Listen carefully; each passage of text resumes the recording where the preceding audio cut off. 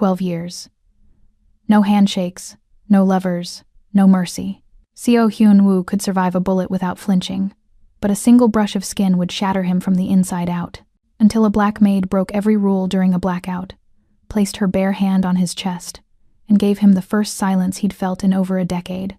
Once upon a time, in the shadow-drenched mountains of upstate New York, there stood a fortress of glass and steel that the underworld whispered about but never approached. Inside that fortress lived a man everyone feared, respected, and refused to name out loud. His name was Seo Hyun-woo.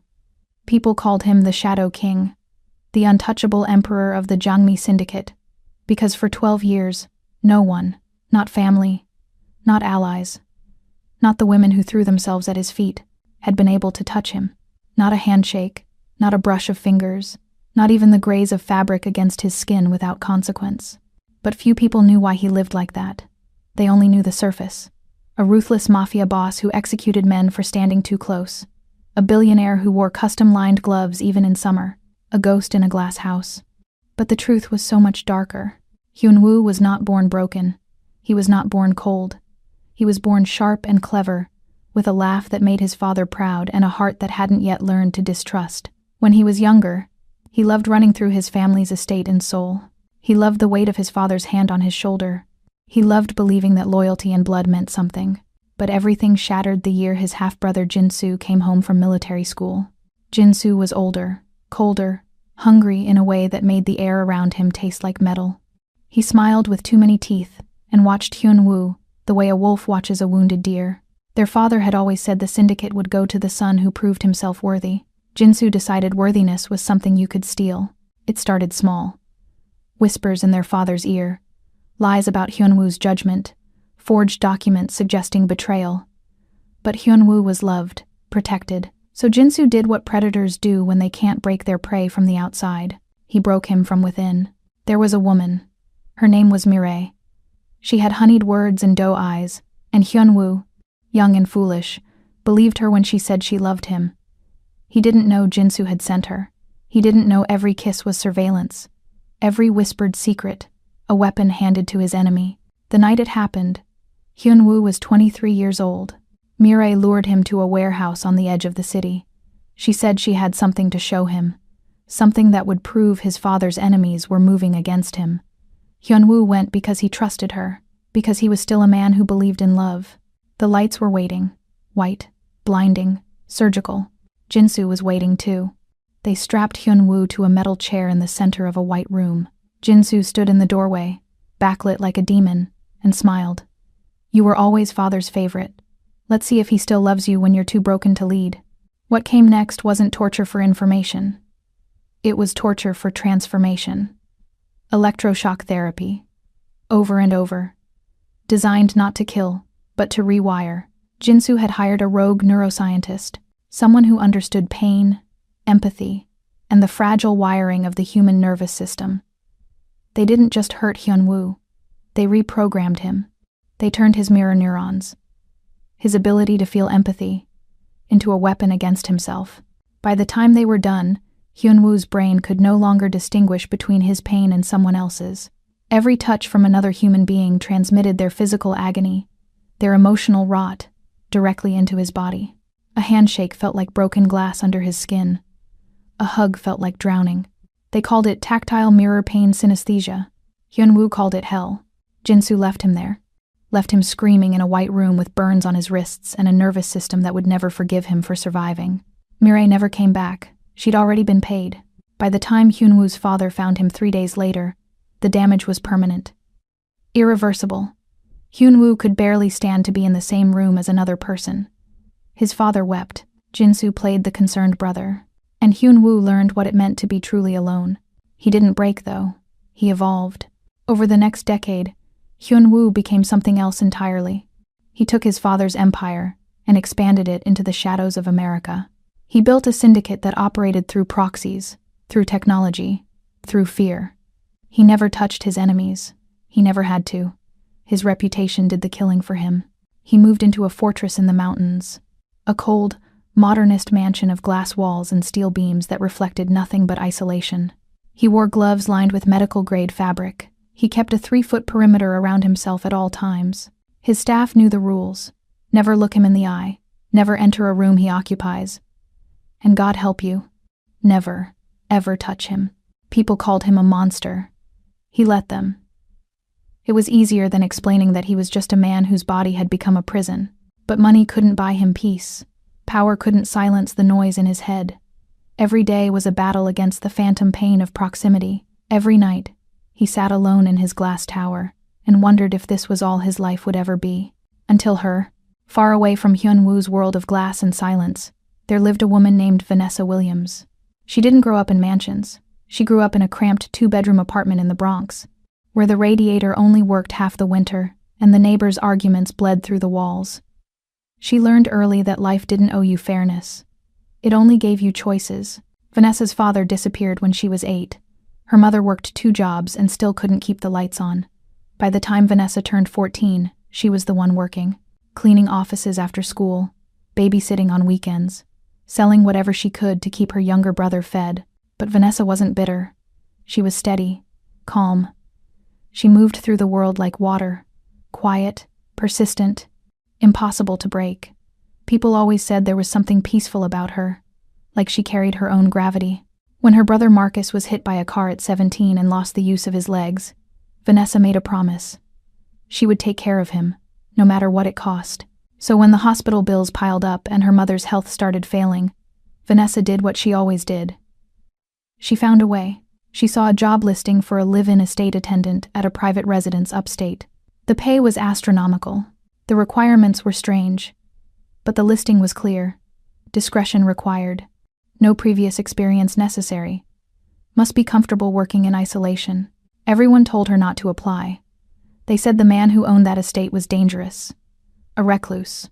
A killer, maybe. But Vanessa had been around dangerous men her whole life. She knew how to make herself invisible. She needed the money. So she applied. The day Vanessa entered the glass fortress, her breath caught in her throat. The mansion was a masterpiece of cold beauty. Floor-to-ceiling windows overlooking snow-dusted pines. Furniture that looked like it had been carved from marble and shadow. Everything was pristine, untouched, like a museum where nothing was allowed to live. The house manager, a stern woman named Mrs. Choi, gave her the rules immediately. You are here to clean, to maintain, to be invisible. Mr. Seo does not tolerate mistakes. Mrs. Choi's eyes were hard. You will never touch him. You will never approach him without being summoned. If he enters a room, you leave. If he speaks, you answer briefly and respectfully. Do you understand? Vanessa nodded. She was used to rules. Her whole life had been rules. And one more thing. Mrs. Choi leaned in closer, her voice dropping to a whisper. If you value your life, you will never, ever make physical contact with him. The last person who did. She didn't finish the sentence. She didn't have to. Vanessa felt a chill crawl up her spine. But she didn't flinch. She just nodded again. Then he walked in. Seo Hyun-woo entered the room like a shadow given human form. Tall, impossibly still. His face was the kind of beautiful that felt dangerous. Sharp jaw, dark eyes that seemed to see through skin and bone. Black hair swept back with surgical precision. He wore all black, gloves, a tailored suit that fit like armor. Vanessa immediately stepped back, lowering her gaze the way Mrs. Choi had instructed. But she felt him looking at her, studying her. The air between them seemed to hum with something she couldn't name. Is she the new hire? Hyun-woo's voice was low, controlled, like he was used to every word carrying weight. Yes, Mr. Seo, Mrs. Choi replied. Silence. Vanessa didn't dare look up. She focused on the floor, on her breathing, on staying as still as possible. Then Hyun-woo did something no one expected. He took a step closer. Mrs. Choi tensed. Vanessa's heart hammered in her chest. Hyun-woo stared at her for a long, unbearable moment. And then, for the first time in weeks, he felt something strange. The noise in his head quieted. Just a little, just enough to notice. He frowned, studied her face, her posture, the way she didn't tremble even though she should have. Keep her, he said finally. Mrs. Choi blinked in surprise. Sir? I said keep her. Hyun-woo's eyes never left Vanessa. She stays. And with that, he turned and walked away, leaving Vanessa standing in the center of the cold glass room, her heart pounding, her mind spinning.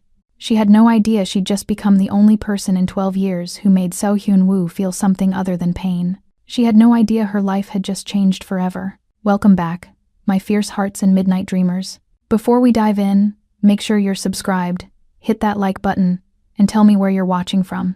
I love seeing our little dark romance family stretch across cities, countries, and time zones.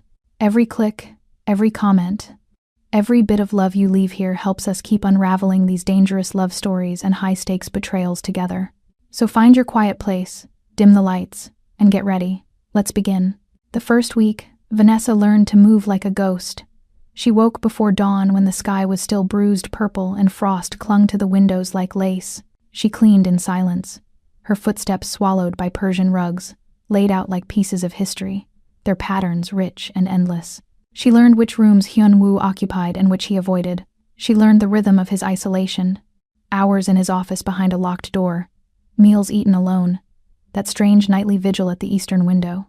She never spoke to him, he never spoke to her, but she felt him watching, always watching, like he was trying to solve a puzzle he didn't know how to name. The other staff kept their distance from her too. The cook, the groundskeeper, the night security guard, they all treated her like she was contagious, like proximity to Hyun-woo's attention was a disease. But Vanessa didn't mind the silence. She'd spent her whole life being invisible. On the 8th day, something shifted. Vanessa was dusting the library. A cavernous room lined floor to ceiling with books in languages she couldn't read, leather spines gleaming like jewels. When she heard the door open behind her, she froze. According to the schedule Mrs. Choi had given her, Hyun-woo wasn't supposed to be in this wing until after 2. It was barely noon. She didn't turn around, didn't move, just held her breath and waited for him to leave. But he didn't leave. She heard his footsteps. Slow, deliberate, the kind of walk that belonged to a man who'd never had to hurry for anything in his life. He stopped somewhere near the center of the room. She could feel the weight of his gaze on her back like a physical thing, pressing between her shoulder blades. Minutes passed, or maybe it was only seconds. Time felt strange in his presence, stretched thin and fragile. Finally, his voice cut through the silence, low, controlled. "You don't flinch." Vanessa's hand tightened around the dusting cloth. She kept her eyes on the bookshelf in front of her, her heart hammering against her ribs. "Sir?" The others flinch when I enter a room. There was no anger in his tone, only observation. Clinical. Detached. "You don't." She didn't know how to respond to that, didn't know if it was a criticism or a compliment or something else entirely, so she said nothing. Another pause. Then quieter, almost to himself. "Interesting." The door closed. He was gone. Vanessa exhaled slowly, her hands trembling. She pressed her palm flat against the bookshelf to steady herself, feeling the cool leather spines beneath her fingertips. She didn't understand what had just happened, didn't understand why he'd stayed, why he'd spoken to her at all, but something in the air had changed. She could feel it, thick and electric, like pressure before a storm. That night, she lay awake in the small room Mrs. Choi had given her on the 3rd floor, a space barely big enough for a bed and a dresser, but clean and warm and hers. She stared at the ceiling and thought about the way Hyun-woo had looked at her, not with lust or curiosity or even suspicion, but with something else, something that felt like recognition, like he'd seen something in her that he hadn't expected to find. She didn't know if that was a good thing or a dangerous one. The days that followed were strange. Hyun-woo didn't seek her out, but he stopped avoiding her. She would enter a room to clean and find him already there, reading or working on his laptop, and he wouldn't leave. He would just glance at her once, nod slightly, and continue whatever he'd been doing, as if her presence didn't bother him, as if, somehow, it steadied him.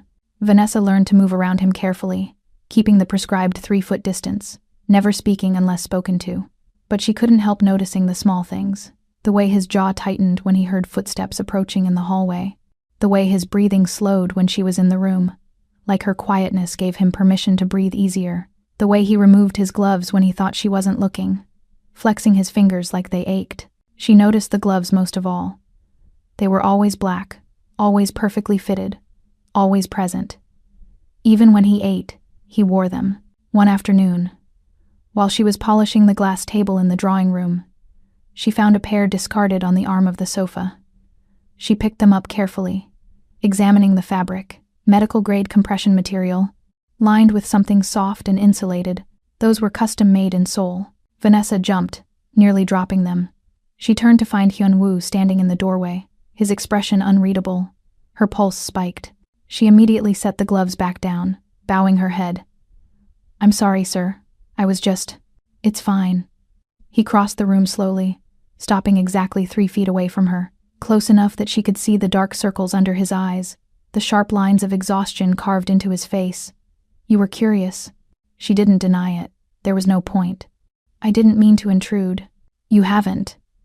He studied her for a long moment, his dark eyes searching hers like he was looking for something specific. Then, quietly, "Do you know why I wear them?" Vanessa hesitated. Mrs. Choi had told her never to ask questions, never to pry. But he was the one offering, and something in his voice made her think he wanted to be asked, needed to be asked. "No, sir." His lips curved into something that wasn't quite a smile. "Because touch is poison to me. Every person carries their pain, their corruption, their sickness. And when I touch them, I feel it. All of it. Like knives under my skin." He paused, and she saw something flicker in his eyes. Old trauma, carefully controlled. "It's called tactile mirror pain synesthesia. When I make skin contact with another person, my nervous system mirrors what they're feeling and amplifies it into physical pain. Their guilt feels like acid. Their anger feels like burning. Their sadness feels like drowning." The words were spoken so calmly, so matter-of-factly, that it took Vanessa a moment to process them. When she did, her breath caught. "That sounds like hell." "It is." He picked up the gloves, turning them over in his hands. "It's been 12 years since I've felt another person's skin without wanting to scream. 12 years since I could shake someone's hand or embrace someone or—" He trailed off, his jaw tightening. "There are worse prisons than cells, Miss Williams." Vanessa's chest tightened. She thought about her brother, about the way Marcus used to hug her so tight she could barely breathe, back before the accident. She thought about what it would be like to lose that, to have every touch turned into a weapon.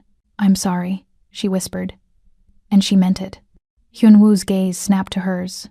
For a moment, something flickered across his face.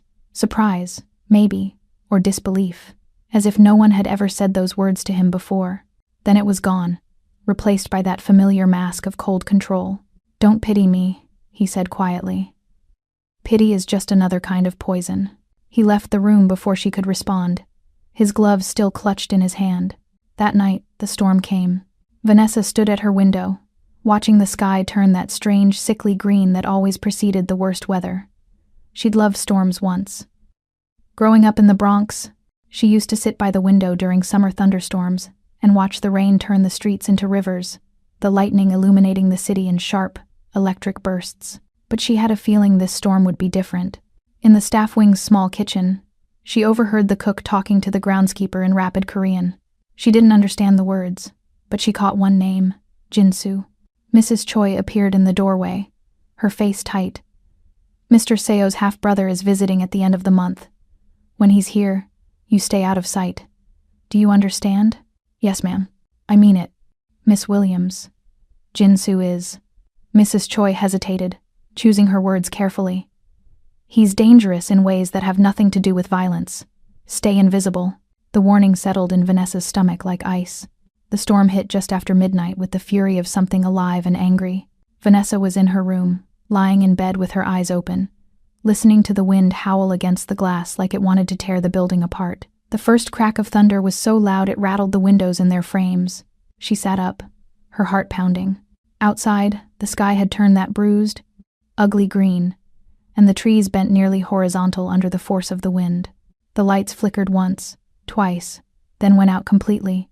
Vanessa reached for her phone, using the dim glow to navigate to the door. The hallway was pitch black, the emergency lights apparently on the same failed circuit. She could hear the storm raging outside, the sound of something, branches, debris, slamming against the side of the house with enough force to crack stone. She should stay in her room. That was the smart thing to do. Wait for the generators to kick in. Wait for morning. But then she heard it. A sound that didn't belong to the storm. A low, guttural noise that might have been a groan or a gasp or something worse. It was coming from the second floor. Vanessa didn't think. She just moved. Her phone's flashlight beam cut through the darkness as she hurried down the stairs, her bare feet silent on the cold marble. The sound came again, louder this time, more desperate, and she followed it to the east wing hallway. That's where she found him. Hyunwoo was on the floor, his back against the wall, his body convulsing like he was being electrocuted. His gloves were off, lying a few feet away, and his bare hands were clawing at the carpet, at his chest, at his own face. His eyes were open but unseeing, his mouth twisted in a silent scream. Blood trickled from his nose. His skin had gone gray. Vanessa dropped to her knees beside him, her phone clattering to the floor. "Mr. Seo." He didn't respond, didn't even seem to hear her. His whole body was locked in spasm, every muscle rigid, his breathing coming in short, shallow gasps that sounded like he was drowning. She'd seen seizures before. Marcus had them sometimes after the accident, when the scar tissue in his brain misfired. But this was different. This wasn't just neurological. This was agony. Pure, unfiltered agony radiating off him in waves. The storm, the sensory overload, the thunder and lightning must have triggered something in his already hypersensitive nervous system. Without thinking, Vanessa grabbed his wrists, trying to stop him from hurting himself. His skin was ice cold and slick with sweat. She pinned his hands to the floor, leaning her weight over him. "Mr. Seo, listen to me. You need to breathe. Just breathe." His eyes found hers. For a second, there was recognition, terror. And then his body convulsed again, harder this time, and she felt him try to pull away. But she didn't let go. She couldn't. He was going to hurt himself, break something, choke on his own tongue. So she did the one thing Mrs. Choi had told her never, ever to do. She pressed her bare hand against his forehead. The reaction was immediate. Hyunwoo went completely still. Not the stillness of unconsciousness, but the stillness of shock. His eyes widened, locked on hers, and Vanessa watched as something impossible happened. The pain in his expression dissolved. The tension in his body unwound. His breathing, which had been ragged and desperate, evened out into something slow and deep. He stared at her like he'd seen a ghost. "Why?" His voice was hoarse, barely more than a whisper. "Why does it not burn?" Vanessa didn't understand the question. Her hand was still on his forehead, her pulse racing, her mind spinning. "What?" "Your touch." His eyes searched hers, wild and disbelieving. "It doesn't hurt." She didn't know what to say to that. Didn't know if she should pull away or stay exactly where she was. So she stayed. And slowly, carefully, Hyunwoo reached up and wrapped his bare fingers around her wrist. His grip was gentle, testing, like he expected the pain to come any second and he was bracing for it. But it didn't come. Vanessa could see the disbelief spreading across his face, followed by something that looked dangerously close to hope. "I don't understand," he whispered. Neither did she, but she could feel his pulse beneath her fingertips, racing and erratic, slowly beginning to calm. She could feel the warmth of his skin, the faint tremor running through him, and she realized, suddenly, that this was the first time she'd ever really touched another person, and felt nothing unusual. No discomfort, no hesitation, just the simple, human act of connection. The lights flickered back on. The generator had finally kicked in, bathing the hallway in pale emergency lighting. Hyunwoo was still staring at her, his hand still wrapped around her wrist, his expression raw and unguarded in a way she'd never seen before. "Don't let go," he said. It wasn't a command. It was a plea. So Vanessa didn't. She stayed there on the floor beside him, her hand on his forehead, his fingers circling her wrist, while the storm raged on outside and something fundamental shifted between them. She didn't know what it meant, didn't know what would happen when the storm ended and reality returned. But for now, in the darkness, with the world falling apart around them, Seo Hyunwoo, the untouchable Shadow King, was holding on to her like she was the only thing keeping him anchored to earth. And maybe, in that moment, she was. They stayed like that for nearly an hour. Hyunwoo's breathing gradually returned to normal, his grip on her wrist loosening but never releasing. Outside, the storm began to exhaust itself, the thunder growing distant, the wind dying down to a low moan. Finally, he spoke. "How is this possible?" Vanessa shook her head. "I don't know. You should hurt me. Everyone hurts me. Their emotions, their pain. It all transfers through touch, like electricity. But you. He lifted his other hand, the one that wasn't holding her wrist, and carefully touched her cheek. His fingers trembled. You feel like silence. She didn't know how to respond to that. Didn't know how to explain something she didn't understand herself. Can you stand? She asked softly. He nodded, but when he tried to move, his legs wouldn't cooperate. The seizure had taken everything out of him. Vanessa shifted, wrapping his arm around her shoulders, helping him to his feet. He leaned heavily against her, and she felt the full weight of him. Solid, warm, devastatingly real. They made their way slowly to his private quarters. Vanessa had never been allowed inside before, but he guided her through the doors with a key card from his pocket. The room was exactly what she'd expected. Minimalist, expensive, cold. A massive bed with black silk sheets. Floor-to-ceiling windows overlooking the mountains. Art on the walls that looked curated for royalty. Each piece glowing under soft, expensive lighting. She helped him to the bed, and he sank onto it, his head falling back against the pillows.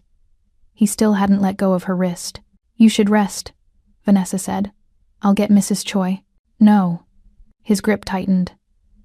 Don't leave, please. The vulnerability in his voice stopped her.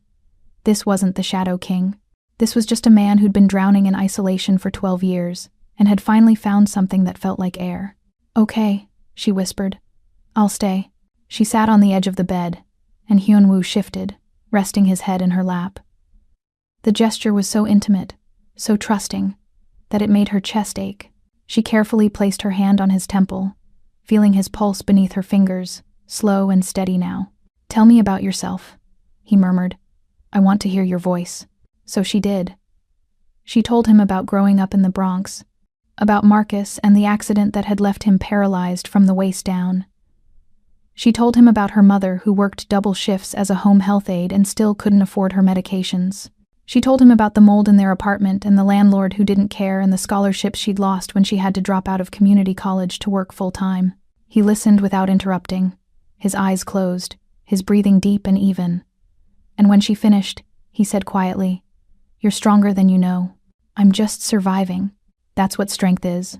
Surviving when giving up would be easier. They fell into comfortable silence. Outside, the storm had finally passed, leaving the world washed clean and quiet. Hyun-woo's breathing had evened out into sleep, but his hand still rested on her knee, maintaining contact even in unconsciousness. Vanessa knew she should leave, knew that staying here, in his bed, crossed every professional line, but she couldn't bring herself to move, couldn't bring herself to break the connection that seemed to be keeping him peaceful, so she stayed.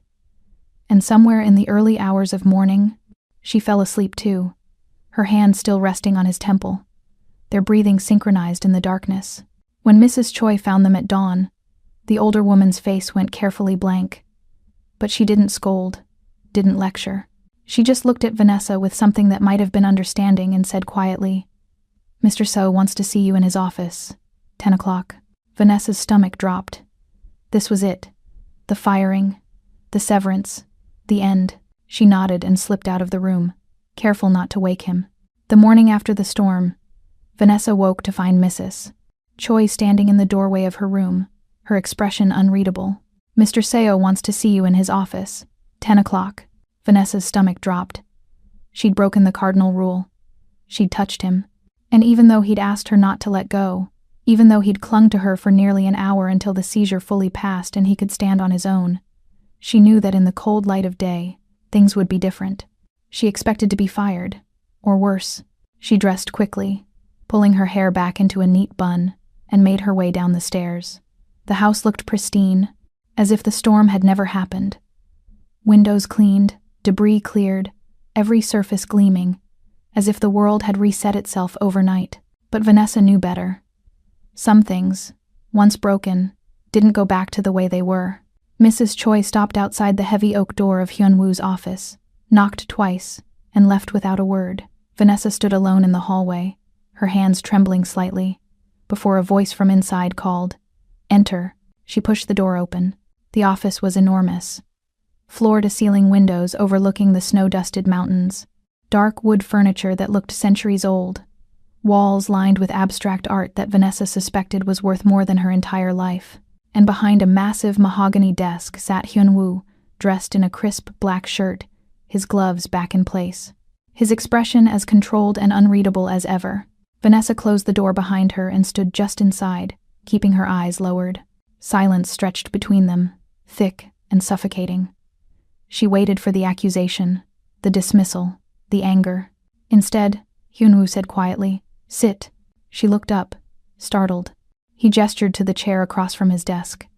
It took her a moment to move, her legs feeling strangely unsteady. She sat, folding her hands in her lap, and finally met his gaze.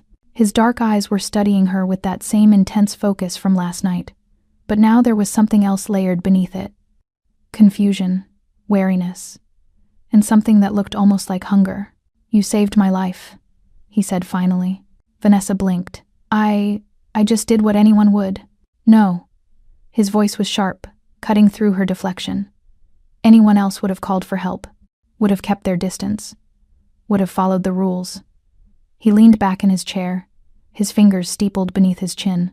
"You broke every rule I've set for this household. Do you understand how serious that is?" Her throat tightened. "Yes, sir. And yet you did it anyway." She didn't know what to say to that, so she said nothing.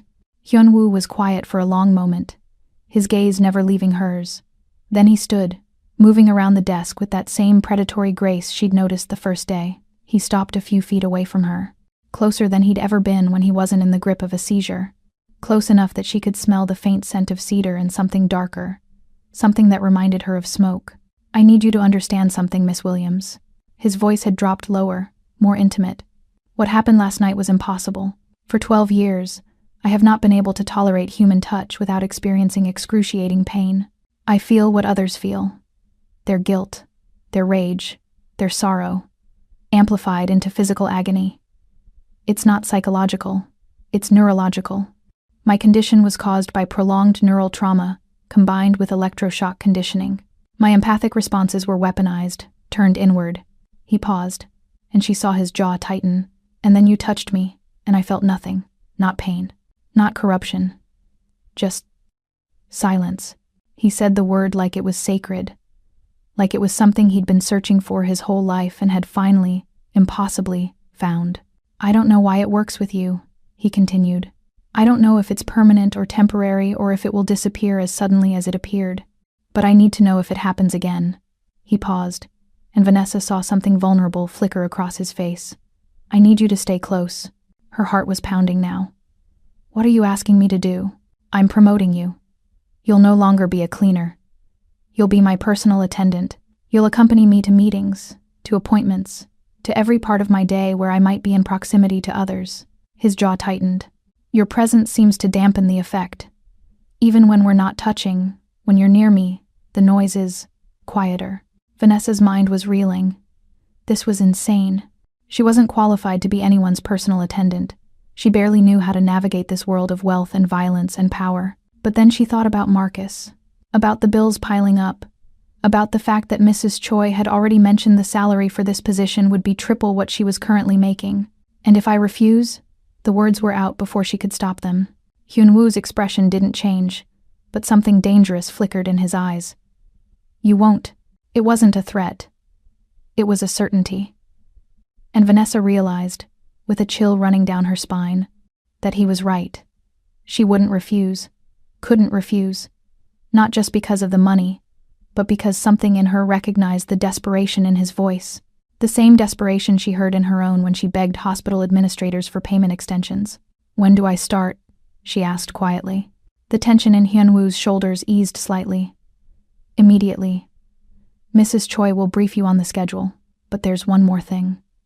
He reached into his pocket and pulled out a small silver card. "This is your access key. You'll have clearance to every room in this house, including my private quarters. There may be times when I need you close without warning. Do you understand?"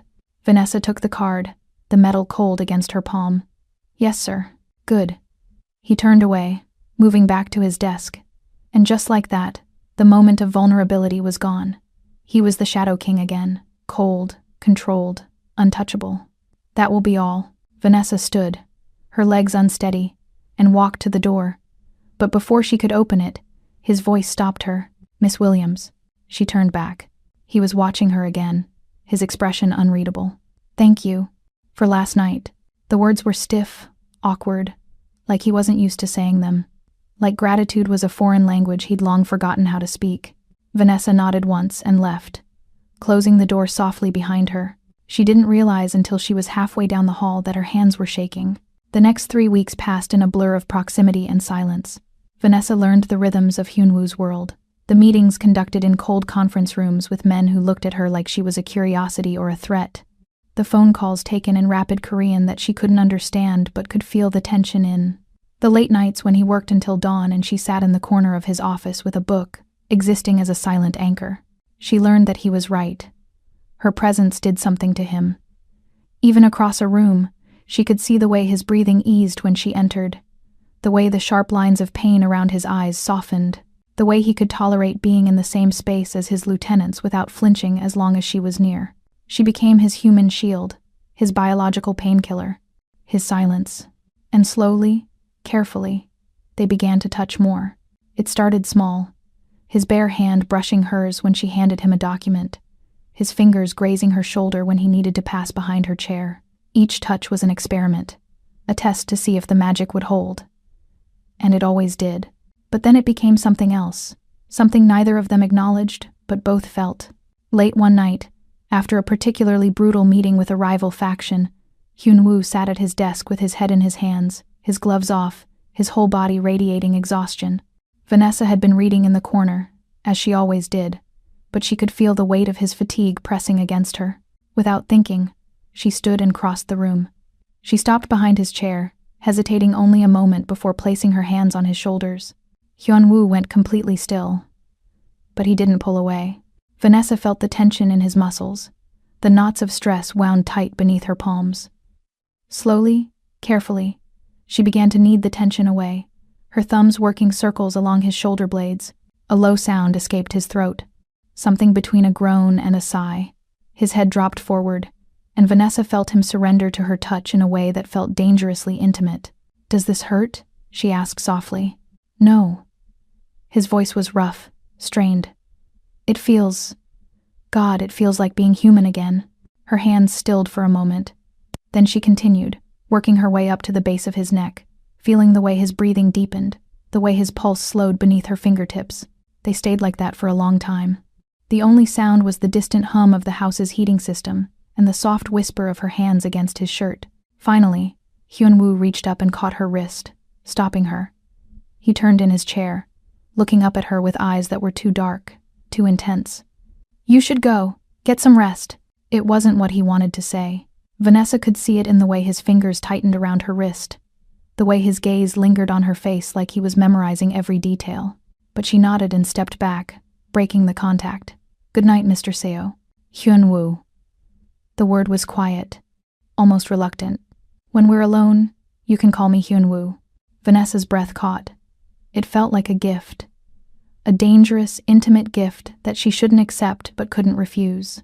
"Good night, Hyunwoo." She left before she could see the way his expression crumbled the moment the door closed. Before she could see him press his bare hand to the spot where hers had been, chasing the warmth she'd left behind. In the hallway, Vanessa leaned against the wall, her heart racing. She pressed her palm flat against her chest, trying to calm the storm building inside her. This was dangerous. Not just because of the world he lived in, but because of what she was starting to feel every time he looked at her. Every time he said her name. Every time his skin met hers, and the world fell away. She was becoming addicted to being his silence, and she had a terrible feeling that he was becoming addicted to her. The next day, Jinsu arrived. Vanessa was in the library, organizing files for Hyunwoo's afternoon meetings, when she heard the commotion in the entrance hall. Voices raised in greeting, the kind of false warmth that meant danger. She moved to the doorway, staying in the shadows, and watched as Hyunwoo descended the main staircase to meet his half-brother. Jinsu was handsome in a way that felt wrong. Too polished, too perfect, like a snake wearing human skin. He smiled as he embraced Hyunwoo, but his eyes were calculating, cold. "Little brother, you look well, Jinsu." Hyunwoo's voice was carefully neutral. "I wasn't expecting you. I was in the area, thought I'd check in. The elders are asking questions about your health." Jinsu's gaze swept the room and landed on Vanessa. His smile widened. "And who is this?" "My personal attendant." "Interesting." Jinsu took a step toward her, and Vanessa felt something predatory in his approach. "I don't recall you keeping staff so close before. Things change." "Indeed, they do." Jinsu circled her slowly, and Vanessa forced herself to stay still, to keep her expression blank. "What's your name?"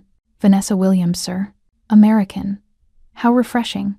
He reached out, as if to touch her shoulder, and Hyunwoo moved faster than she'd ever seen him move, his hand, still gloved, catching Jinsu's wrist. "Don't." Jinsu raised an eyebrow. "Protective, are we?" "She's mine. You don't touch what's mine." The possessiveness in his voice sent heat through Vanessa's chest. Jinsu must have felt it too, because his smile turned sharp. "Of course. My apologies." He pulled his hand back. "I wouldn't dream of overstepping." But as Jinsu walked away, Vanessa caught the look he threw over his shoulder. Calculating, interested, dangerous. Mrs. Choi had been right. Jinsu was dangerous in ways that had nothing to do with violence. That night, after Jinsu had retired to the guest wing, Hyunwoo summoned Vanessa to his private quarters. She found him standing at the eastern window, staring out at the mountains, his gloves off, his hands pressed against the cold glass. "He knows," Hyunwoo said quietly. "He saw the way I reacted, the way I protected you. He knows you're different." "Is that a problem?" "It's a vulnerability. And Jinsu collects vulnerabilities like other people collect art." He turned to face her, and the exhaustion in his eyes was staggering. "I should send you away, somewhere he can't reach you. But you won't." "No." His voice was rough. "I can't. I need you too much." Vanessa crossed the room slowly, stopping when she was close enough to feel the heat radiating from his body. "Then we deal with Jinsu together." He reached out, his bare hand cupping her face, his thumb brushing her cheekbone. "You don't understand what he's capable of." "Then tell me." So he did. He told her about the White Room, about Mirai and her betrayal, about the way Jinsu had orchestrated everything to break him, to make him into the perfect, ruthless heir their father wanted, about the 12 years he'd spent building walls around himself, convinced that isolation was the only way to survive. And when he finished, Vanessa took his face in both her hands and said, "He didn't break you. He just taught you how strong you are." Hyunwoo's eyes closed, and she felt him lean into her touch like a man dying of thirst, finally finding water. "You make me want to believe that." "Then believe it." He opened his eyes, and the hunger in them made her breath catch. "Vanessa, tell me to stop." "Stop what?" "This." He reached up with his free hand, his bare fingers brushing along her jawline, tilting her face up toward his. "Because if I start, I don't know if I'll be able to." Her heart was hammering so hard she was sure he could hear it. Every instinct screamed that this was dangerous, that crossing this line would complicate everything, that she was an employee and he was her boss and this could only end badly. But when she looked into his eyes, she didn't see her boss. She saw a man who'd been starving for human connection for over a decade, a man who'd found something impossible in her touch, a man who was looking at her like she was the only real thing in a world of shadows. "Don't stop," she whispered. Hyunwoo closed the distance between them in a heartbeat. His lips met hers with desperate gentleness, like he was afraid she might disappear if he held on too tight. One hand cupped her face while the other wrapped around her waist, pulling her against him. Vanessa's eyes fluttered closed. She'd been kissed before, but never like this. Never with such reverence and hunger tangled together. Never with the feeling that she was both saving someone and being saved at the same time. When they finally broke apart, both breathing hard, Hyunwoo rested his forehead against hers. "This is insane," he murmured. "I know. I could destroy you, just by letting you close. I know, and you're still not running." Vanessa opened her eyes, meeting his gaze. "I told you. I'm not going anywhere."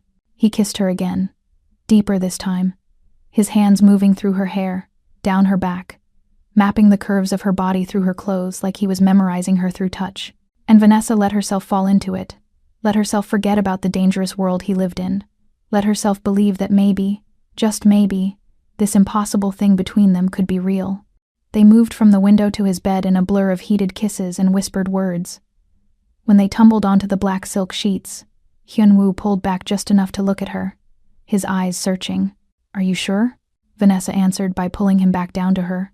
The The world narrowed to the feeling of his skin against hers, the sound of his breathing, the way he touched her like she was something precious and fragile and worth protecting. He mapped every inch of her with his hands, his lips, as if committing her to memory. And she did the same, learning the topography of his scars, the places that made him gasp, the way his body responded to hers with a hunger that felt like devotion. When they finally came together, it was with a tenderness that made her chest ache. He held her gaze the entire time, his fingers laced with hers, their bodies moving in perfect synchronization, and in that moment, Vanessa understood what silence really meant. Not the absence of sound, but the presence of something so profound that words became unnecessary. Afterward, they lay tangled together, her body curved against his bare arm draped possessively over her waist. She could feel his heartbeat against her back, steady and strong. "Stay," he murmured sleepily, his arm tightening. "Please, I'm not going anywhere," she whispered back. She felt him smile against her shoulder, and for a moment, the world was perfect. But 3 floors below, in the guest wing, Jinsu stood at his window with a phone pressed to his ear, his voice low and cold. "I need a full background check on Vanessa Williams. Everything.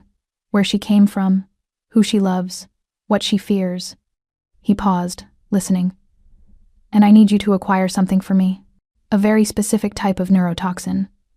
One that mimics natural causes." He ended the call and smiled at his reflection in the dark glass. The anchor had been identified. Now it was time to cut the line. The dinner invitation came on a Thursday evening, delivered by Mrs. Choi, with an expression that suggested she disapproved but wouldn't dare say so out loud. "Mr. Seo would like you to join him for dinner tonight. 8 o'clock. In the formal dining room." Vanessa looked up from the book she'd been reading, startled. They'd been sharing his bed for 3 nights now. But those had been private moments, stolen in darkness. This felt different. Public. A declaration. Join him? Those were his instructions. Mrs. Choi's lips pressed into a thin line. "I've laid out something suitable in your room." When Vanessa returned to her quarters, she found a dress hanging on the back of her door. Deep emerald green silk that looked like it had been tailored specifically for her body. She ran her fingers over the fabric, her stomach fluttering with something between excitement and apprehension. This wasn't professional. This crossed a line they'd been carefully avoiding in daylight. But she put the dress on anyway. At exactly 8 o'clock, Vanessa descended the stairs to find the formal dining room transformed. The long table that usually sat empty and austere was set for 2. Candles flickering in crystal holders, soft music playing from hidden speakers. It looked like a scene from a movie, romantic and impossibly elegant and utterly terrifying. Hyun-woo stood near the windows, dressed in all black as always, but tonight without the gloves. His bare hands were clasped behind his back, his posture perfect, his expression unreadable.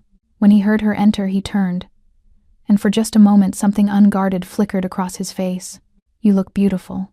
The words were simple, quiet, but they hit Vanessa like a physical thing, stealing the breath from her lungs. "Thank you." He gestured to the chair at his right. Not across the table, but next to him. "Close. Please. Sit." The meal was prepared by the estate's cook, but Hyun-woo had clearly given specific instructions. Each dish was carefully chosen. Nothing too rich, nothing too spicy. Comfort food elevated to art. Roasted chicken with herbs, perfectly seasoned vegetables, warm bread that smelled like home. They ate in companionable silence at first. But then, Hyun-woo spoke, his voice low and almost hesitant. "I wanted to thank you, properly, for everything you've done these past weeks." Vanessa set down her fork, her heart beating faster. "You don't need to thank me. It's my job." "No." He turned to look at her, his dark eyes intense. "It stopped being just a job the night you saved me. You could have walked away, collected your severance and disappeared. But you stayed." She didn't know what to say to that. Didn't know how to explain that leaving had never felt like an option, that something in her had recognized something in him, and walking away would have felt like abandoning a part of herself. "I wanted to stay," she said softly. Hyun-woo held her gaze for a long moment. Then, slowly, deliberately, he reached across the small distance between them and took her hand. His bare fingers intertwined with hers, warm and sure and devastating. "I haven't had a meal with another person in 12 years, he admitted. "I'd forgotten what it felt like. To not eat alone." Vanessa's chest tightened. She squeezed his hand gently, feeling the calluses on his palm, the strength in his grip. "You're not alone anymore." Something shifted in his expression. Something that looked dangerously close to hope. He lifted her hand to his lips and pressed a soft, reverent kiss to her knuckles. The gesture was old-fashioned, courtly, and it made her feel like the ground had disappeared beneath her feet. They finished the meal like that, hands linked on the table between them, speaking in quiet voices about everything and nothing. Vanessa told him about Marcus, about her childhood in the Bronx, about the mother who worked herself to exhaustion trying to keep them fed. Hyun-woo listened like every word mattered, his thumb tracing absent circles on the back of her hand. And then he told her things he'd never told anyone. About the White Room, about Mireille and her betrayal, about the way he'd built his empire not out of ambition, but out of necessity. Because if he was powerful enough, untouchable enough, maybe no one could hurt him again. But power doesn't fix this, he said quietly, gesturing to himself. It just makes the cage more comfortable. Vanessa turned her hand in his, lacing their fingers together more firmly. "You're not in a cage anymore." His eyes met hers, dark and hungry and achingly vulnerable. "Aren't I?" Before she could answer, he stood, pulling her gently to her feet. They were standing so close now that Vanessa could feel the heat radiating from his body, could smell the cedar and smoke scent of him, could see the faint scar along his jawline that she'd never noticed before. Vanessa. Her name on his lips was a prayer and a confession. "I need you to understand something. What I feel for you. It terrifies me, because everyone I've ever cared about has either betrayed me or been taken from me. And if Jinsu realizes how much you mean to me, he'll use you to destroy me. Then we don't let him realize it. He already suspects. The way I reacted when he tried to touch you, the fact that I'm keeping you close." His jaw tightened. "He's been making calls, having you investigated. I have people monitoring him, but I can't stop him without revealing that I know." Fear flickered through Vanessa's chest. "What does he want?" "Everything. The syndicate. My power. My suffering." Hyun-woo cupped her face with both hands, his thumbs brushing her cheekbones. "He won't stop until he's taken everything from me. And now that includes you. So what do? We survive. Together." He leaned down, resting his forehead against hers. "And we trust each other, completely, no matter what happens. Can you do that?" "Yes." He kissed her then, slow and deep, pouring every unspoken fear and promise into the contact. And Vanessa kissed him back, trying to convey that she understood, that she was choosing this, choosing him. Despite the danger, when they broke apart, Hyun-woo took her hand and led her back to his quarters. They made love with a desperation that felt like goodbye, even though neither of them said the words. And afterward, as Vanessa fell asleep in his arms, she didn't notice the way his eyes stayed open, staring at the ceiling, his mind already calculating threats and contingencies. He didn't notice the staff member who'd been paid handsomely to slip a small glass vial into Vanessa's apron pocket while it hung in the staff room.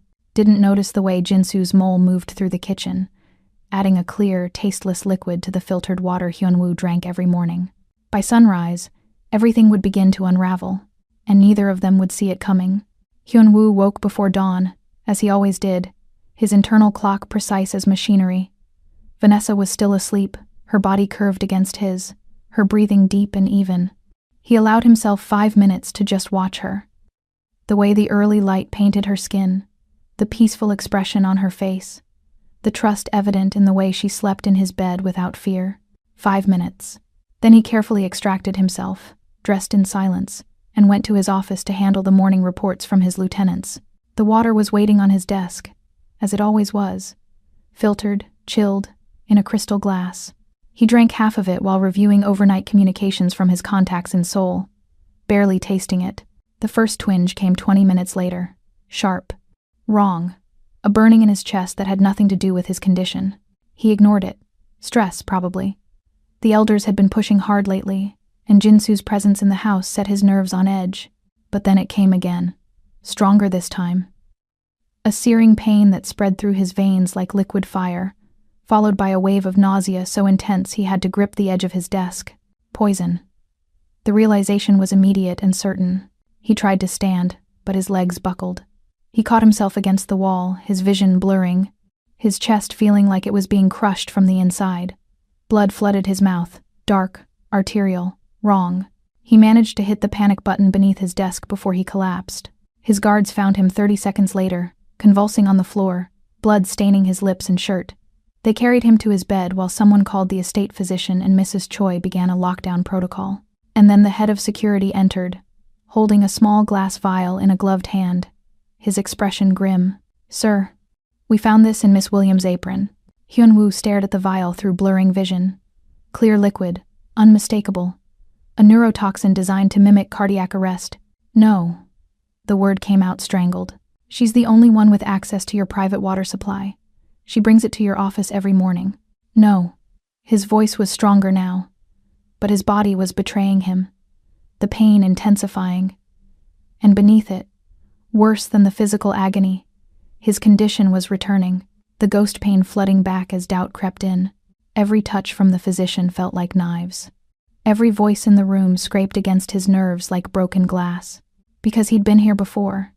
He'd trusted before. And Mireille had smiled while she handed him to his torturers. What if this was the same? What if Vanessa was just another weapon sent by his enemies, by Jinsu? What if everything, the touch, the peace, the connection, was just an elaborate trap? The thought alone made the pain worse, made his condition spike, made every nerve in his body scream. "Bring her here," he said finally, his voice dead, empty. "I want to see her." They brought Vanessa to him 10 minutes later, her hair still mussed from sleep, confusion and terror warring on her face. She rushed to his bedside, reaching for him, but his guard stopped her. "Don't," Hyun-woo said quietly. "Don't touch me." Vanessa froze, hurt flashing across her features. "What's happening? They said you were poisoned. Are you okay? Did you do it?" The question was flat, clinical. "Did I... what? No!" "Hyun-woo, what are you talking about?" The head of security held up the vial. "This was found in your possession." Vanessa's face went pale. "I've never seen that before in my life." "It was in the pocket of your green dress. The one we found in your room. Then someone put it there." "Hyun-woo, please, you have to believe me." "I would never." That's what she said too. His voice was so cold it could have frozen the sun. "The last woman I trusted. Right before she handed me over to be tortured." Tears streamed down Vanessa's face now. "I'm not her. I'm not whoever hurt you. I love you." The words should have moved him, should have broken through the ice forming around his heart. But all he could feel was the poison in his veins, and the phantom pain returning and the crushing weight of betrayal. His mind flashed to Mireille's face, to the way she'd kissed him goodbye the morning before the white room, to the way she'd smiled. Vanessa was smiling last night. Vanessa had access to his quarters, his office, his food, his water. Vanessa was the only person he'd allowed close in 12 years. Perfect target. Perfect weapon. "Take her to the soundproof room," he ordered. "Lock her in. Post guards. No one enters without my permission." "No." Vanessa struggled against the guards, but they were too strong. "Hyun-woo, please. Listen to me. It's a trap. Someone is setting me up. It's Jinsu. It has to be Jinsu." But he'd already turned his face away, unable to look at her. Unable to reconcile the woman who'd slept in his arms with the woman who might have tried to kill him. They dragged her from the room, her protests echoing down the hallway until a door slammed shut and there was only silence. Hyun-woo closed his eyes, letting the physician continue his work. The antidote was helping. His vitals were stabilizing. But the ghost pain continued to grow, spreading through his nervous system like wildfire now that Vanessa was gone. He should feel vindicated, protected, safe. Instead, he just felt empty. And somewhere deep in his chest, beneath the poison and the pain, a small voice whispered that he'd just made a terrible mistake. 3 days passed like years. Hyun-woo recovered physically, the poison flushed from his system, his vitals returning to normal. But the ghost pain grew stronger every hour. Without Vanessa nearby, the world became unbearable again. Every touch was agony. Every voice was nails on glass. Every moment felt like drowning. He locked himself in his quarters, refusing visitors, refusing food, refusing everything except the medications that barely dulled the pain. The gloves went back on, but they didn't help. Nothing helped. Mrs. Choi brought reports twice a day, leaving them outside his door. The syndicate was fracturing. The elders were questioning his fitness to lead. Jinsu had called an emergency council meeting to discuss succession contingencies. Hyunwoo read the reports and felt nothing. Just the endless, grinding pain of existing in his own skin. On the third night, Jinsu visited. He knocked once and entered without waiting for permission, finding Hyunwoo standing at the eastern window staring at nothing. "Brother," Jinsu's voice was carefully concerned, but Hyunwoo heard the satisfaction beneath it. "I heard what happened. The girl. I'm sorry. I know you cared for her. Get out. I only came to—" "Get out." Jinsu lingered for a moment, and Hyunwoo caught his reflection in the window, saw the ghost of a smile on his half-brother's face, saw the victory in his eyes. And in that moment, clarity struck like lightning. Jinsu. It had always been Jinsu. The poison, the evidence planted in Vanessa's apron, the convenient timing, all of it reeked of his half-brother's manipulation. The investigation he'd ordered into her background had come back clean. Too clean. No connections to rival factions, no hidden motives, no reason to betray him except the money, and the amount Jinsu would have needed to pay her would have shown up in her accounts. But there was nothing. Because Vanessa was innocent, and he'd locked her in a soundproof room for 3 days based on fabricated evidence. "Actually," Hyunwoo said, his voice still dead but his mind suddenly sharp. "Stay. I want to talk about the council meeting." Jinsu's smile widened. "Of course. Whatever you need." They talked for 20 minutes about procedures and protocols, and the entire time, Hyunwoo was calculating. Jinsu had cameras throughout the estate. He knew that now, which meant whatever he did next had to look convincing, had to look like the ruthless Shadow King handling a traitor. When Jinsu finally left, Hyunwoo waited exactly 10 minutes. Then he called for his head of security. "I'm going to see the prisoner. Alone. No guards. No cameras in the soundproof room. I want complete privacy." "Sir, I don't think—" "That wasn't a request." The soundproof room was in the basement, behind 3 locked doors. Hyunwoo dismissed the guards at the entrance and used his master key to enter alone, his footsteps echoing in the concrete stairwell. His heart was pounding, not from fear, but from the desperate hope that he wasn't too late, that 3 days hadn't broken her, that she would forgive him for this. He opened the final door. The room was exactly what its name suggested. Walls lined with acoustic foam, no windows, a single overhead light that cast everything in harsh white, and against the far wall sat Vanessa, her arms wrapped around her knees, her face hollow and exhausted. Her wrists were raw and bloody from the guard's zip ties, yet she rested her chin directly on the open wounds, seemingly oblivious to the sting. When she saw him, she didn't stand, didn't speak, just watched him with eyes that held no hope left. Hyunwoo's chest cracked open. He crossed the room slowly, every step an apology he didn't know how to voice. When he reached her, he knelt, bringing himself to her level. "I'm so sorry," he whispered. "I'm so sorry. You didn't believe me." Her voice was hoarse from crying, from screaming, from 3 days of isolation. "I told you the truth, and you didn't believe me. I know. I let my past poison my present. I let fear make me cruel." He reached for her hand, but she pulled away. The rejection hurt worse than any physical pain he'd ever endured. "Vanessa, please. I know who did this. I know you're innocent. Let me fix this." "How?" She finally looked at him, and the pain in her eyes was devastating. "How do you fix 3 days of thinking I tried to murder the man I love? 3 days of being locked in a room, alone, thinking you were going to kill me?" "I don't know," he admitted, "but I'll spend the rest of my life trying if you'll let me."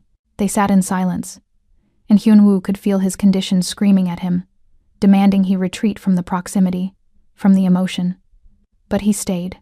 He'd stay forever if that's what it took. Finally, Vanessa spoke, her voice barely above a whisper. "Jinsu did this, didn't he?" "Yes. And he's watching. Right now, he has cameras. Not in here, but everywhere else, yes." Hyunwoo's jaw tightened. "Which means we need to give him a show. Make him think you're dead. Make him think he's won." Vanessa's eyes widened. "What are you asking me to do?" "Trust me. One more time. I know I don't deserve it. I know I've broken that trust, but I need you to trust me now. When it matters most." He moved closer, his hand hovering near her face but not touching. "I'm going to take you out of here. Make it look like an execution. Jinsu's people will be watching the exterior cameras. But my most loyal guard will help. You'll be smuggled out. taken to a safe house, and we'll let Jinsu think you're gone. And then what? Then I deal with Jinsu, permanently. But I can't do that if he knows you're alive. He'll use you against me. He'll hurt you to hurt me. Hyunwoo's voice cracked. I can't let that happen. Vanessa studied his face for a long moment. Then slowly, she reached out and touched his cheek.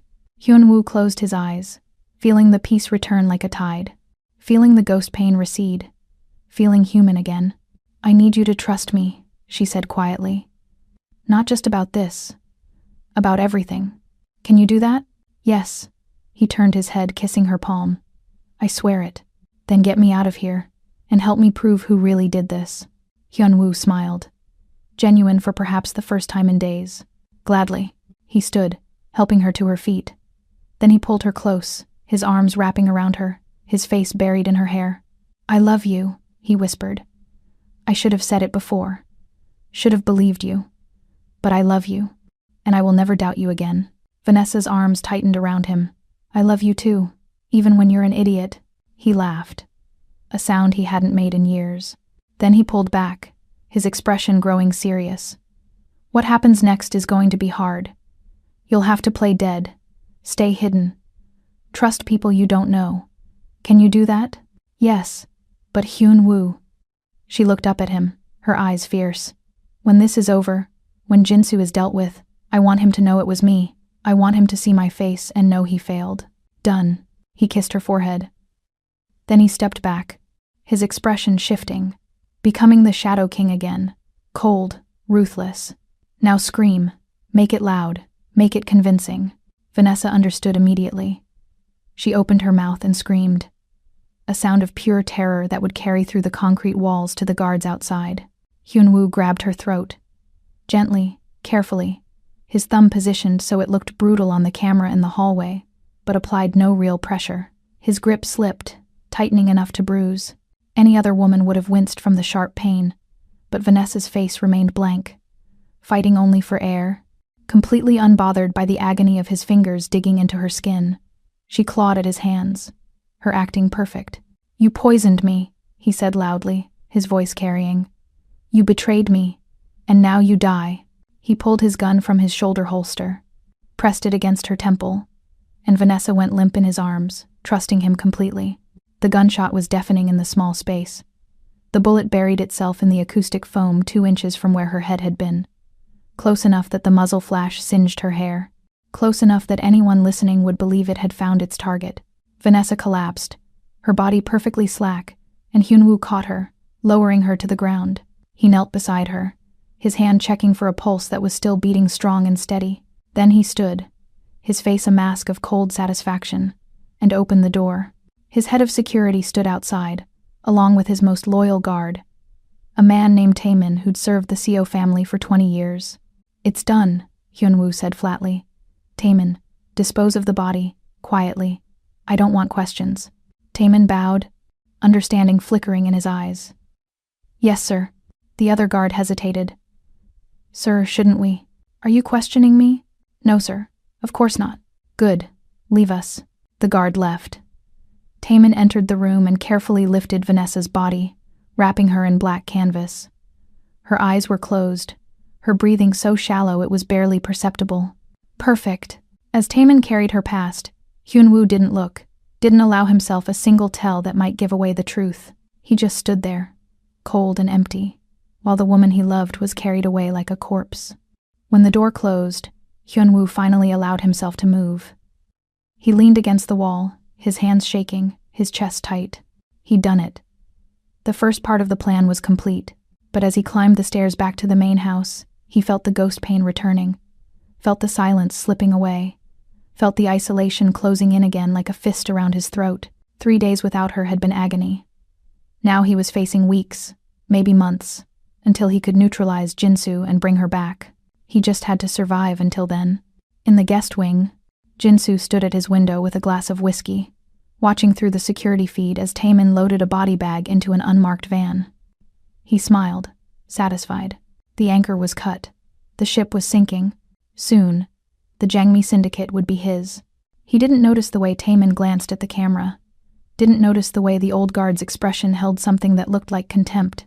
didn't notice that he'd already lost, even though he thought he'd won. The safe house was a gray concrete box tucked into the mountains 40 miles from the estate. One room, one window with bars, a cot that smelled like disinfectant. Taman had driven her there in the back of a refrigerated van, her body wrapped in canvas like she really was a corpse, the cold seeping into her bones until she couldn't feel her fingers. When he finally let her out, his weathered face was apologetic. "I'm sorry, Miss Williams, but if anyone sees you alive, they'll kill you for real, and they'll kill Mr. CO2. Vanessa nodded, her throat still raw from screaming. "How long?" "As long as it takes." Taman handed her a burner phone with one number programmed in. "Only call if it's life or death.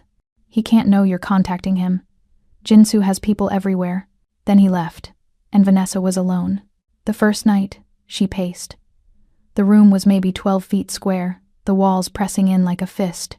She counted her steps, 23, from wall to wall, and thought about Hyunwoo in that soundproof basement, believing she'd betrayed him. The look in his eyes when he'd ordered her locked away had been worse than any physical pain she'd ever endured. She understood why he'd doubted, understood the scars Mireille had left, but understanding didn't make it hurt less. The second night, she tried to sleep but couldn't. Every time she closed her eyes, she felt his hand around her throat, felt the cold press of the gun against her temple, felt the split second of pure animal terror before she'd forced herself to trust him completely. He could have killed her, could have decided she was guilty and ended it, but he hadn't. That had to mean something. By the third night, she started watching the news on the small TV Taman had left. The syndicate was in chaos. Hyunwoo had retreated from public view. The elders were calling emergency meetings, and Jinsu was everywhere, giving interviews, making statements, positioning himself as the stabilizing force. "My brother is grieving," Jinsu told a reporter, his face perfectly solemn. "The betrayal of someone he trusted has taken a severe toll. But the syndicate will endure. I'll make sure of it." Vanessa threw the remote at the screen. It bounced off harmlessly, but the rage felt good, cleansing. She would make him pay. For the poison, for the frame job, for every second of pain he'd caused Hyunwoo. She just had to survive long enough to see it happen. By the 7th night, the isolation was starting to fracture her. She caught herself talking to the walls, having full conversations with imaginary versions of Marcus and her mother. She started rationing the canned food Taman had left, not because she was running out, but because the act of eating felt wrong when Hyunwoo was suffering. The burner phone never rang. On the 10th night, she broke. Vanessa pulled up the news again, searching for any mention of Hyunwoo. What she found made her blood turn to ice. A grainy photo taken from a distance, Hyunwoo being helped into a car by 2 guards. His body hunched, his face gray. The headline read, "Shadow King's health deteriorating. Sources say syndicate leadership in question." She stared at the image, her hands shaking. He looked like he was dying, like the life was bleeding out of him one day at a time. He looked like a man whose soul had already left, and his body hadn't caught up yet. Because he was. Without her, the ghost pain was consuming him. She knew it with the same certainty she knew her own name. Vanessa looked at the burner phone. Taman had said only call if it's life or death. This was life or death, just not hers. She dialed the only number. It rang twice before Taman answered, his voice sharp. "What's wrong?" "He's dying. I saw the photo. He can't do this alone." Her voice cracked. "I need to come back." "Absolutely not. Jinsu has people watching every entrance to the estate. The moment you show your face." "Then I won't show my face. There has to be a way." She was pacing again, her mind racing. "What about the gala?" "I heard on the news that Jinsu is throwing some kind of event." Silence. Then, carefully, "You want to infiltrate a syndicate gala where half the guests will be Jinsu's allies and the other half are looking for any excuse to challenge Mr. Co's authority?" "Yes. That's suicide. Then I'll die." The words came out flat, certain. "But I'm not letting him suffer alone anymore. He needs his silence, and I'm the only one who can give it to him." More silence. Then Taman exhaled slowly. "I'll see what I can do. But if this goes wrong, we all die. You understand that?" "I understand." "Good. Stay by the phone." He hung up. Vanessa sat on the cot, her heart pounding. She thought about the night of the storm, The way Hyun-woo had held her wrist like she was the only thing anchoring him to earth. The way he'd whispered, "Don't let go," like a prayer. She wouldn't let go. Not now, not ever, even if it killed her. 2 days later, Taemin arrived with a garment bag and a plan. The gala is tomorrow night. Formal. Masks required. Jinsu is calling it a night of renewal for the syndicate. Taemin's expression was grim. "I can get you in as part of the catering staff, but you'll be on your own once you're inside. I've looped the security feed at the service entrance for 10 minutes. That gets you inside. But once you're on the floor, I can't protect you if someone recognizes you." "They won't." Vanessa unzipped the bag. Inside was a sleek black server's uniform and a gold masquerade mask that covered most of her face. "What about Hyun-woo? Will he be there?" Jinsu is forcing him to attend. A show of unity. Taemin's jaw tightened. "But Miss Williams, you need to understand something. Mr. Seo is not well. The past 2 weeks have broken him in ways I've never seen. He's taking medication just to stand upright. If you approach him and he doesn't recognize you, if he thinks you're a threat, he'll know me." She said it with more confidence than she felt. "He'll know." Taemin studied her for a long moment. Then he nodded. "There's a car waiting. We leave in an hour." Vanessa changed quickly, pulling her hair into a tight bun, securing the mask. When she looked in the small mirror, she barely recognized herself. Good. That was the point. The drive back to the estate felt endless. Her stomach twisted with nerves, but beneath that was something else. Anticipation. Hope. The knowledge that in a few hours, she would see him again, even if it destroyed them both. The estate had been transformed into something from a fever dream. Black silk draped from the ceiling like storm clouds. Gold chandeliers dripped light like honey. And everywhere, on every surface, in every corner, were candles, hundreds of them, casting shadows that moved and breathed. Vanessa followed the other catering staff through the service entrance, her head down, her movements efficient. No one gave her a second glance. She was invisible, a ghost. The main ballroom was already filling with guests. Men in sharp suits and women in gowns that cost more than cars, all wearing elaborate masks. Gold, silver, black lace, jeweled feathers. The air smelled like expensive perfume and danger. At the far end of the room, on a raised platform, sat Jinsu. He looked like a king holding court, his mask a simple black design that somehow made him look more predatory. Beside him, in a chair that might as well have been a throne, sat Hyun-woo. Vanessa's breath caught. He was wearing all black, as always, his mask silver and elegant. But even from across the room, she could see the wrongness in him. The way he held himself too still, like movement cost him. The way his gloved hands gripped the arms of the chair like he was holding on for dear life. He was dying. Slowly, visibly, and no one seemed to care. Vanessa grabbed a tray of champagne flutes and began circulating through the crowd. She kept her head down, her movements smooth, listening to fragments of conversation. Heard he stepped down from operations. Jinsu will be formally announced as successor. Tragic, really. But the syndicate needs strong leadership. Each word was a knife. These people were vultures, circling a man they'd once feared, waiting for him to fall so they could pick his bones clean. Vanessa's grip on the tray tightened.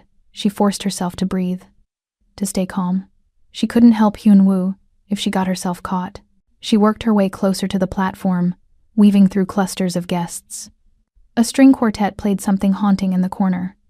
Servers in masks identical to hers moved like shadows, and through it all, Vanessa kept her eyes on Hyun-woo. He hadn't moved, hadn't spoken, just sat there like a beautiful, broken statue while Jinsu laughed with guests and accepted congratulations. Finally, she was close enough, 10 feet away, then 5. A server passed between them, and Vanessa moved with the practiced ease of someone who'd spent years being invisible in wealthy spaces. She slipped past a group of men discussing trade routes, past a woman dripping in diamonds, until she was standing directly in front of the platform. Hyun-woo's eyes were fixed on the middle distance, seeing nothing. The mask covered most of his face, but she could see his jaw, the sharp line of it, the tension in it. Could see the slight tremor in his hands. She had one chance. One moment before someone noticed her standing too long in one spot. Vanessa set down the tray, pulled a small card from her pocket, blank except for 7 words written in her handwriting. "I am still your silence. Trust me." She stepped forward, her heart hammering, and reached for his hand. The moment her fingers touched his glove, Hyunwoo's entire body went rigid. His head snapped toward her, his eyes, visible through the mask, widening with shock. She pressed the card into his palm. Their eyes met, and she saw the exact moment he recognized her. His lips parted, his grip on her hand tightened like a vice. But before he could speak, before he could do anything that would give her away, Vanessa pulled back and melted into the crowd. She didn't look back, didn't stop moving, just grabbed another tray and kept circulating, her pulse racing, her entire body electric with the feeling of his touch. He knew she was alive.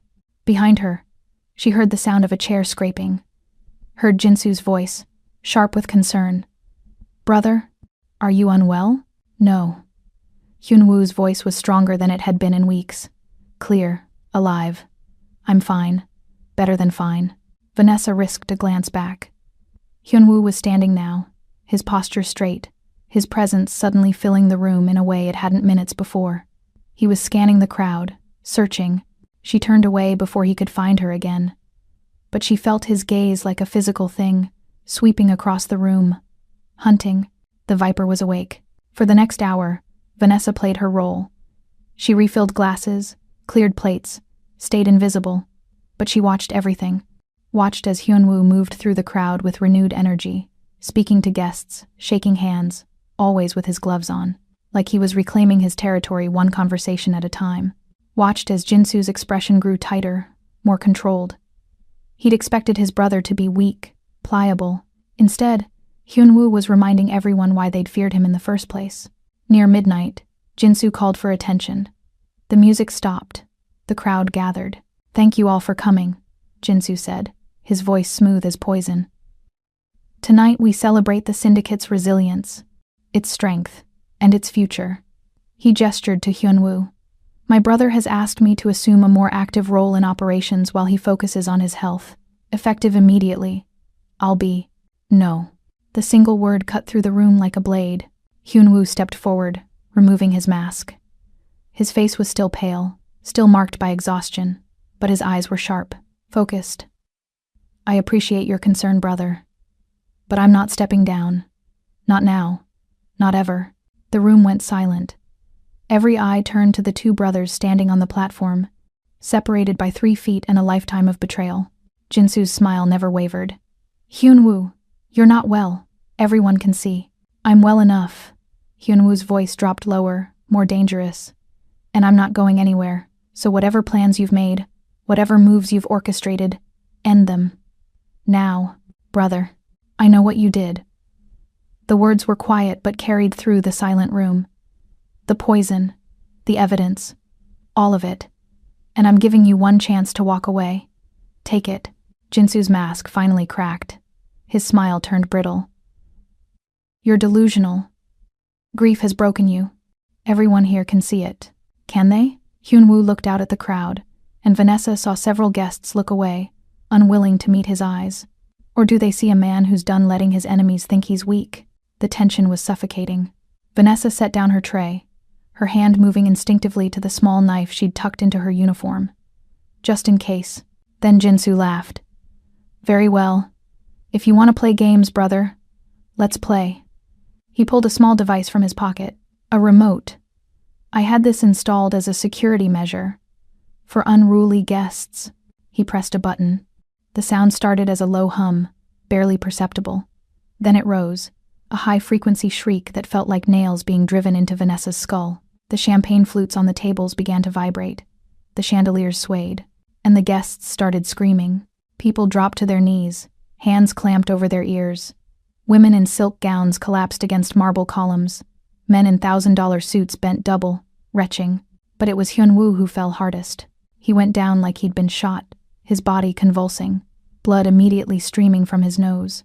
His hands clawed at his head, trying to block out the sound that was drilling into his hypersensitive nervous system like a bullet. Vanessa understood immediately. Sonic weapon, designed to overload the senses. For someone with Hyunwoo's condition, it was torture.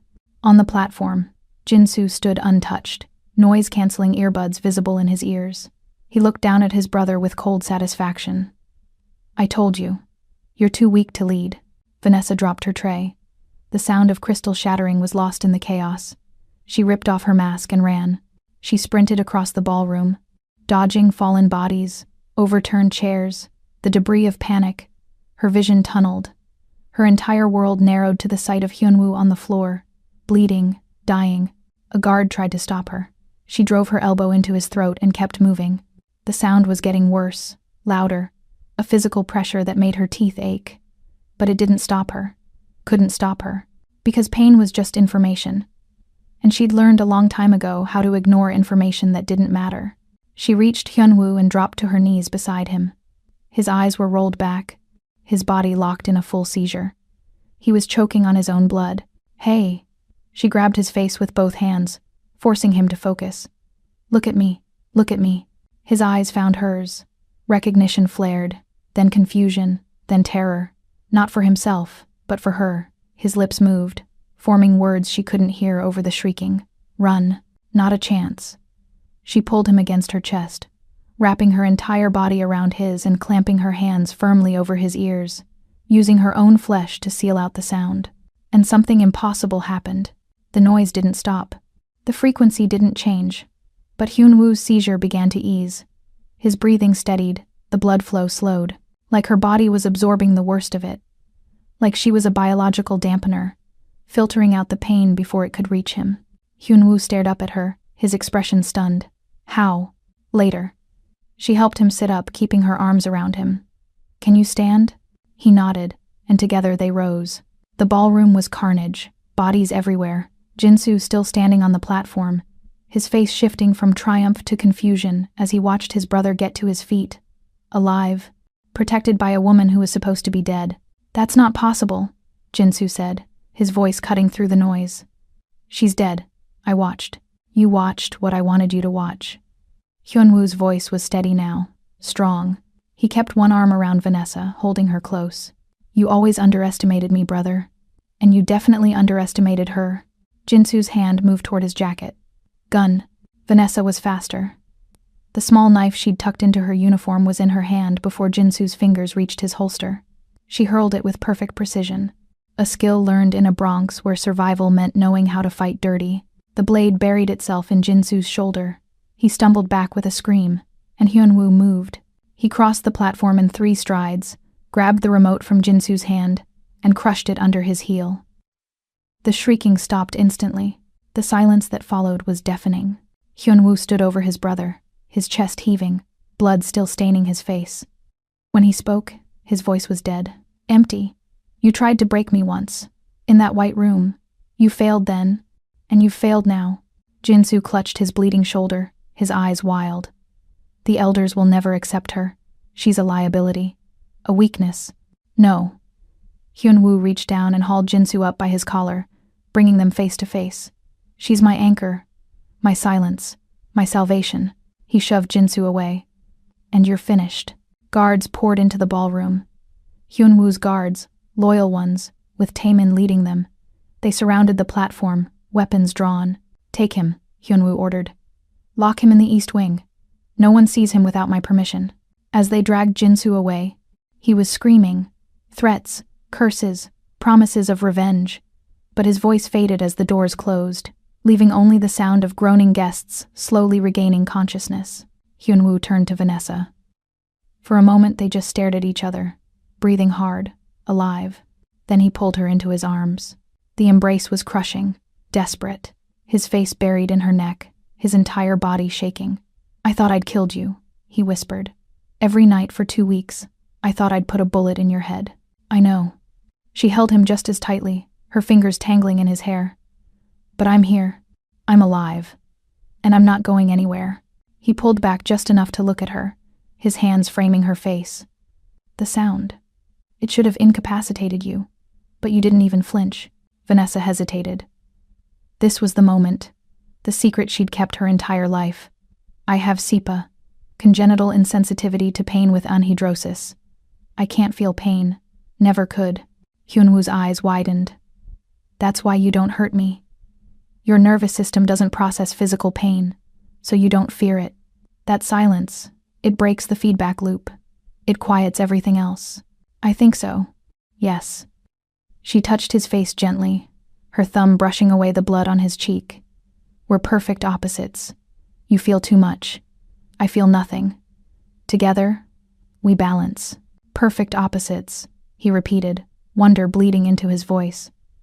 Then he kissed her. It was different from before. Not desperate or testing, but claiming. His hands moved through her hair, down her back, holding her like she was the most precious thing in existence.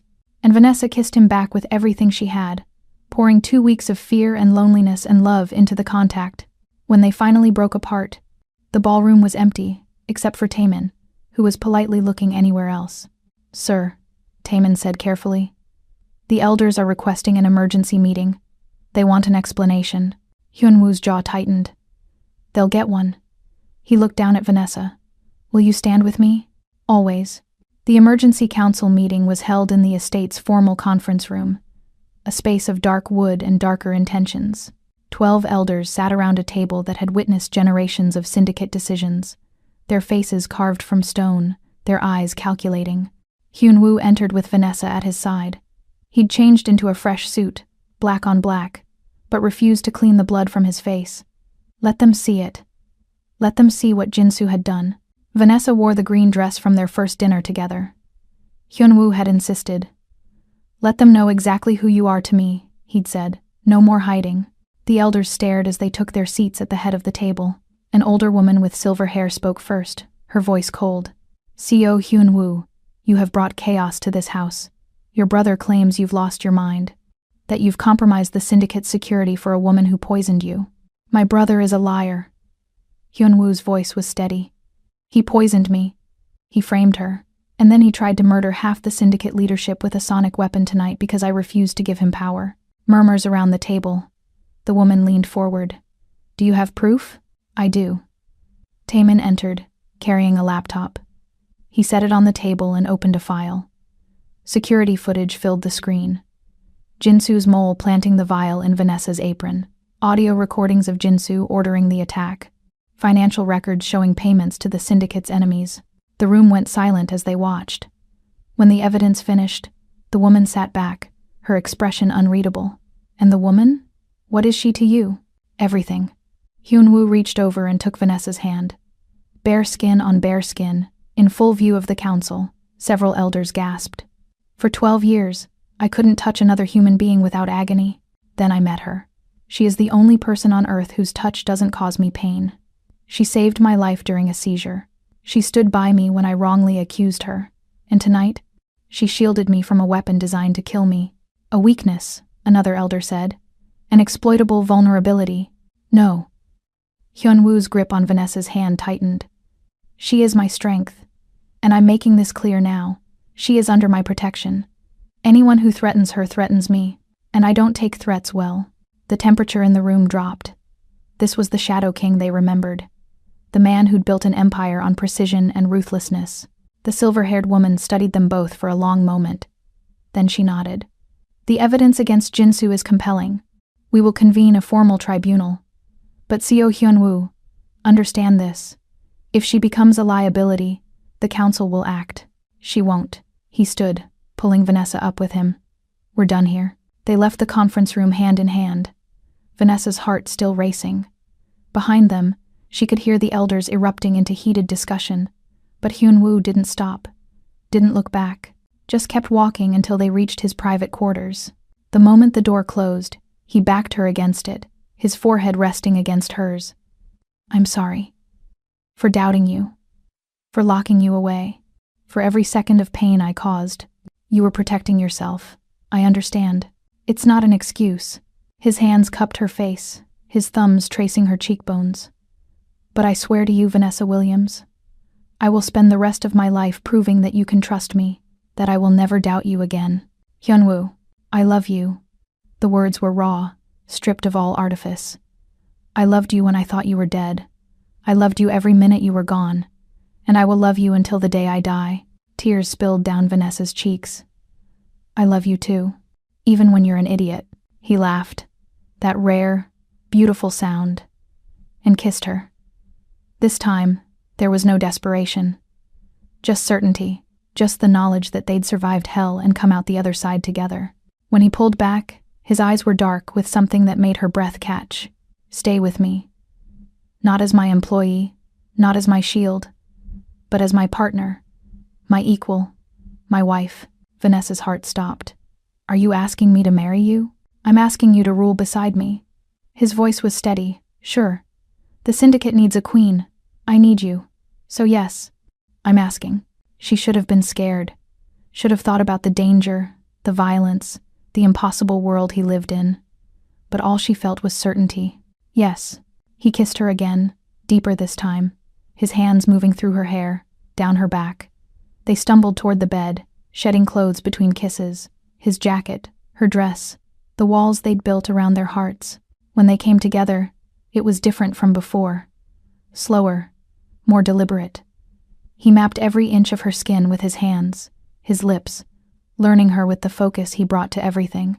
And she did the same, tracing the scars on his chest, the tension in his shoulders, the places that made him shudder. You're so warm, he murmured against her throat. You're always so warm, and you're always so cold. She pulled him closer. We balance. Perfect opposites. They moved together in the darkness, finding a rhythm that felt like coming home. And when they finally crested together, Hyun-woo held her gaze the entire time, his eyes saying everything words couldn't. Afterward, they lay tangled in black silk sheets, her head on his chest, his arm wrapped possessively around her waist. What happens to Jinsu? Vanessa asked quietly. The tribunal will handle him, but he won't walk free. Hyun-woo's voice was cold. He tried to take everything from me. There are consequences for that. Will they exile him? If he's lucky. His arm tightened. But I don't care what happens to him as long as you're safe. Vanessa traced patterns on his chest, feeling his heartbeat steady beneath her palm. I'm not going anywhere. You're stuck with me now. Good. He pressed a kiss to her hair. Because I'm never letting you go again. They fell asleep like that, wrapped in each other, the weight of survival and love pressing them together. And for the first time in 12 years, So Hyun-woo slept without nightmares. The tribunal took 3 days. The evidence was damning. Jinsu was stripped of his title, his assets seized, and exiled to a remote compound in South Korea under constant surveillance. He'd spend the rest of his life in comfortable imprisonment, alive but powerless. Exile is worse than death for a man like Jinsu. Powerless, controlled, forgotten. It was a mercy he didn't deserve. 1 year later, the wedding was a spectacle. The estate was transformed again, but this time with white silk and flowers instead of black and gold. The guest list included syndicate leadership from across the globe, all coming to witness the impossible. The Shadow King taking a queen. Vanessa walked down the aisle in a dress that made her feel like a warrior princess. White lace over her shoulders, a flowing skirt, and a neckline that dipped low enough to show strength. Marcus wheeled beside her, giving her away with tears in his eyes. Her mother sat in the front row, healthy for the first time in years thanks to the medical care Hyun-woo had insisted on providing. At the altar, Hyun-woo waited in an all-black suit, his gloves conspicuously absent. When Vanessa reached him, he took her hands, bare skin on bare skin, and smiled. The ceremony was brief, traditional Korean elements mixed with Western vows. And when the officiant pronounced them married, Hyun-woo cupped her face and kissed her like they were the only 2 people in the world. The reception was held in the same ballroom where they'd survived Jinsu's attack. But tonight, there were no weapons, no threats, just music and laughter, and the sight of a man who'd lived 12 years without touch, dancing with his wife, their hands clasped, their bodies pressed close. Later, in the privacy of their quarters, Hyun-woo removed her dress slowly, reverently. I still can't believe you're real, he murmured against her shoulder. That you're mine. I'm real. I'm yours. She turned in his arms, her hands moving up his chest, unbuttoning his shirt. And you're mine. Always. He kissed her neck, her collarbone, the swell of her breast. Until the world ends and beyond. They made love with the kind of tenderness that comes from surviving hell together. And afterward, as Vanessa drifted toward sleep, she heard Hyun-woo whisper, "You gave me back my humanity, my silence, my ability to feel something other than pain." She turned to look at him, her fingers tracing his jaw. "You gave me a reason to stop hiding, a place where I matter, a man worth fighting for. Perfect opposites, perfect partners."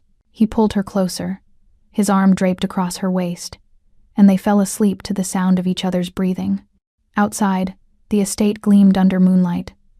Inside, the Shadow King and his queen slept in peace, their bodies intertwined, their futures stretched before them like an open road.